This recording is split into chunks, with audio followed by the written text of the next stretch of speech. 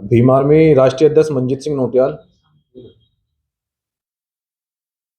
तो ग्वालियर आगमन हुआ है आपका भीम आर्मी जी पे, आप मतलब क्या कुछ ऐसी वजह है जो ग्वालियर आज आगमन आपका हुआ है, और क्या कुछ आंदोलन आज जो है आज ग्वालियर मध्य प्रदेश में पहुंचे हम लोग, और जो पूरे देश के अंदर आरक्षण और जमीन को लेकर जो आंदोलन हमारा चल रहा है, उस आंदोलन को मजबूत करने के लिए, और आज जिस प्रकार से मध्य प्रदेश के लोगों का प्यार देखने को मिला और जो सैलाब देखने को मिला, तो मध्य प्रदेश की जनता, मध्य प्रदेश का जो बहुजन समाज है, जो यहाँ दलित मुस्लिम पिछड़ा है, वो अपने अधिकारों को लेने के लिए तैयार हो गया।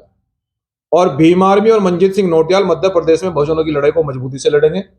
जिस प्रकार से मध्य प्रदेश में आरक्षण को समाप्त किया जा रहा है, दलित पिछड़े मुसलमान आदिवासियों की जमीनों को वापस ले लिया, छीन लिया है, उनको जमीनें नहीं दी जा रही हैं, और जिस प्रकार से यहाँ उनके अधिकारों के साथ में कुठाराघात किया जा रहा है, और यहाँ दलित मुस्लिम पिछड़ों आदिवासियों की हत्या की जा रही है, तो भीम आर्मी इसको किसी भी सूरत में बर्दाश्त नहीं करेगी। उनका बेटा आज यहाँ मध्य प्रदेश के जिला ग्वालियर में ये आगाज करने के लिए आया है कि उनकी लड़ाई को मजबूती से लड़ा जाएगा।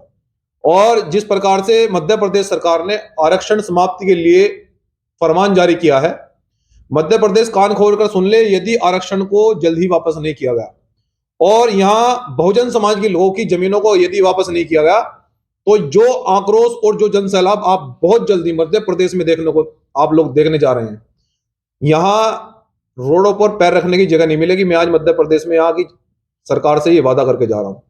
और मैं दूसरा ये कहना चाहता हूं कि जिस प्रकार से आरक्षण को खत्म करने के लिए जो फरमान सुना है, चाहे वो दलितों का हो, चाहे वो मुस्लिमों का हो, चाहे वो पिछड़ों का हो, चाहे वो आदिवासी वर्गों का हो, जितना भी हमारा बहुजन समाज वर्ग है, उसको आरक्षण को समाप्त करने के लिए जो सरकार ने फरमान सुना है, हम ये कहना चाहते हैं कि यदि आरक्षण को जल्दी उन्होंने पूरा नहीं किया, आरक्षण की पूर्ति नहीं की, और आईएएस पीसीएस की सीटें यहां पर पूरी नहीं की गई, विद्यार्थियों को जो निःशुल्क व्यवस्था कॉलेज यूनिवर्सिटी में दी जाती है उसको लागू नहीं किया गया, तो मंजीत सिंह नौटियाल ये मध्य प्रदेश के बहुजन समाज से वादा करता है कि यहां की सरकार को सुप्रीम कोर्ट में खींचूंगा। हमारी यहां से लेकर दिल्ली तक हम लोग लड़ाई को लड़ेंगे। और यहां के मैं बहुजन समाज से भी एक अपील और ये संदेश देना चाहता हूं कि आपका बेटा इस सामाजिक मूवमेंट के द्वारा इस आरक्षण और जमीन बचाओ आंदोलन को लेकर, संविधान बचाओ यात्रा को लेकर आपके बीच में पहुंचा है। आप लोग से मैं ये अपील करता हूं कि अपने भाई के लिए प्रत्येक जिले में केवल एक दिन निकालें। मैं यहाँ की सरकार को नहीं सोने दूंगा, ना यहाँ के अधिकारियों को सोने दूंगा। ये लड़ाई अधिकारों की है, ये लड़ाई संवैधानिक लड़ाई है, ये लड़ाई आपके अधिकारों की, आपको मिलकर लड़नी है। बस बहुजन समाज के लोगों, जितनी जल्दी अपने भाई के साथ में आप खड़े हो जाएंगे, हम अधिकार हमने सरकार को पहले भी चुकाया, लड़ेंगे और जीतेंगे। अब अधिकारियों की बात कर रहे हैं, अब जो आपके राइट्स से आपके जो बहुजन समाज के जो लोग हैं, इस तरीके से आपने जवानी अभी प्रहार किया, सीधे सत्ता पर मध्य प्रदेश की शासन पे किया है, कोई पार्टी बनाने की कोई बात है क्या, कोई चुनाव लड़ने की बात है सर, विधानसभा के चुनाव? मंजीत सिंह नौटियाल आंदोलन की बात करने के लिए आया है। मैं यहाँ के बहुजन समाज के छीने हुए अधिकारों की बात करने के लिए आया हूँ। बहुजन समाज जानता है कि उनका बेटा रात दिन इस लड़ाई को बड़ी मजबूती से लड़ रहा है। उनका बेटा इस लड़ाई को पूरे देश के अंदर मैं कोने कोने तक ले जा रहा हूँ।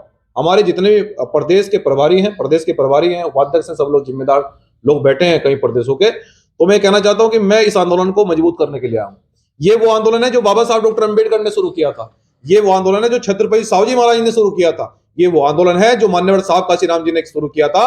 और इस आंदोलन को पूरा करके मंजीत सिंह नौटियाल जब तक पूरा नहीं होगा, मैं चैन से बैठूंगा, ना मेरा कोई कार्यकर्ता चैन से बैठेगा। बहुजन में जो लोग जागरूक नहीं है, उनको कैसे जागरूक करें? उनके लिए हम लोगों ने टीमें लगाई हैं।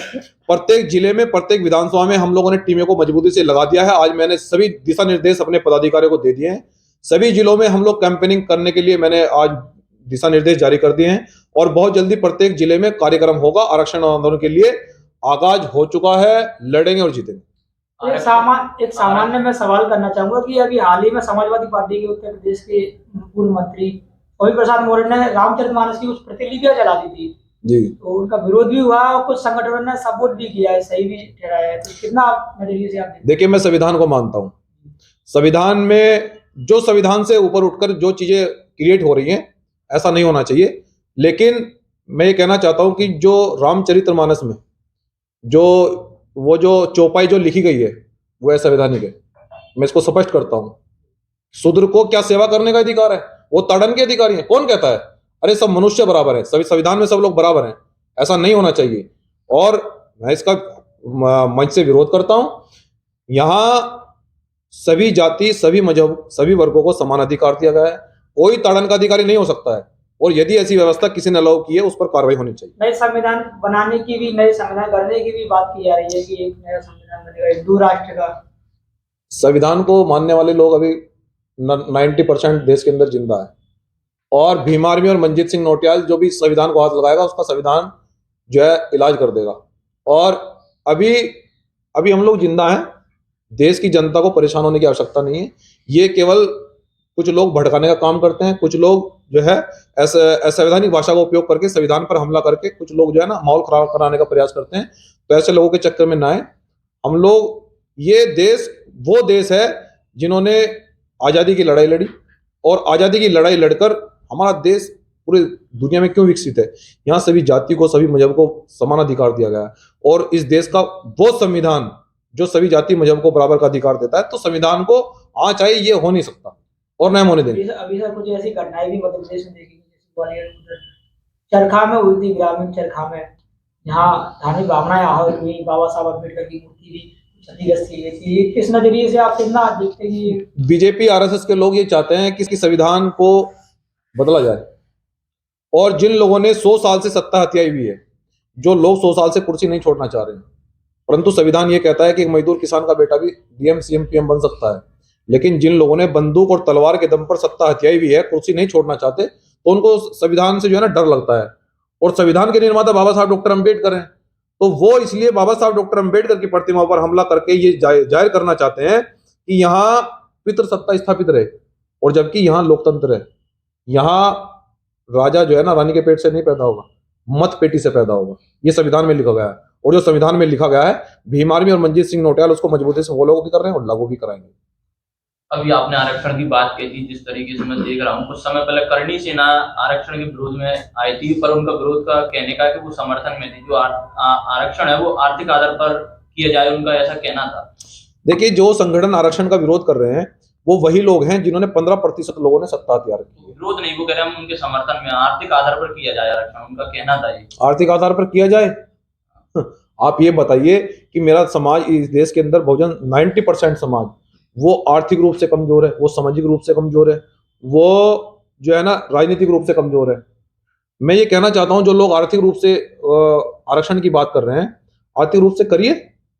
हमारा बहुजन समाज का बच्चा झाड़ू नहीं लगाएगा, करिए, हम तैयार हैं। दीजिए हमें कुर्सी, आप मुख्यमंत्री बनाइए ना हमारा, आप हमारा डीएम और कलेक्टर बनाइए, हम तैयार हैं। लेकिन आप सत्ता भी आप ही रखेंगे, डीएम कलेक्टर भी आप ही बनेंगे, और आप कह रहे हैं कि आर्थिक रूप से, तो आर्थिक जो है ना आर्थिक व्यवस्था पर कब्जा किसका है? छोड़िए ना, मंदिरों में दिए ना हमें हिस्सेदारी। तो हम ये कहना चाहते हैं आर्थिक बराबरी लाइए तो सही। कहाँ है आर्थिक बराबरी?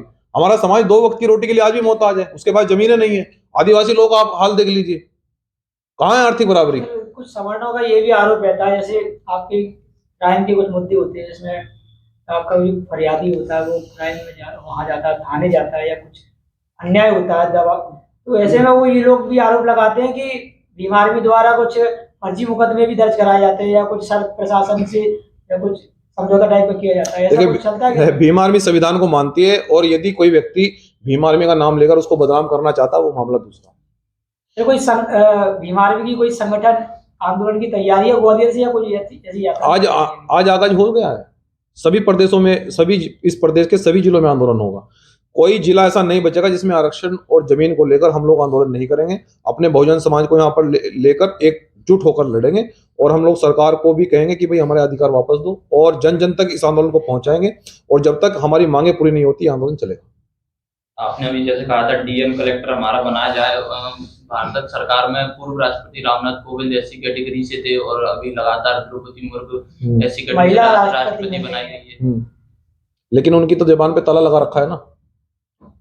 आप लोगों ने गुजरात में देखा है कांड, एक वो क्या बोलते हैं उसको, जब वाल्मीकि समाज के लोगों पर वहां पर बहुत बड़े पैमाने पर अत्याचार हुआ था गुजरात में, और सहारनपुर में सब्बीरपुर कांड हुआ। उस समय रामनाथ कोविंद जी वो राष्ट्रपति थे, उनको मंदिर में जाने से रोक दिया गया। जिस व्यक्ति को मंदिर में जाने से रोका जाता हो और वो देश का राष्ट्रपति हो, इससे बड़ा दुर्भाग्य कुछ हो सकता है? मेरा एक और सवाल है। तो यदि आप उसको दलित कहकर, एक किसी व्यक्ति को दलित कहकर उनके जवान पर ताला लगाकर आप बहुत बड़ी कुर्सी पर बिठा देते हैं, देखिए उससे मैं कहना चाहता हूं कि ये लोकतंत्र नहीं हो सकता है। आप स्वतंत्रता दीजिए ना काम करने की। वो तो बेचारे, कभी दलितों का मैंने उनके मुंह से नाम नहीं सुना, तो वो दलित हितैषी नहीं हो सकते हैं। सर संचालक आरएसएस के जो प्रमुख है मोहन भागवत, उन्होंने कभी एक बयान दिया और ये कहा है कि जो समाज में जाति व्यवस्था बनाई है वो ब्राह्मणों ने बनाई है, ब्राह्मणों ने समाज को बांट दिया हिंदू मुसलमान। तो सीधे इस बार उनका विरोध कर दिया, ब्राह्मण पक्ष है वो अब नाराज हो गया, विरोध कर रहा है। तो क्या कोई राजनीतिक स्टंट है क्या सर? ये राजनीतिक स्टंट नहीं है, ये मूर्ख बनाने का एक स्टंट है।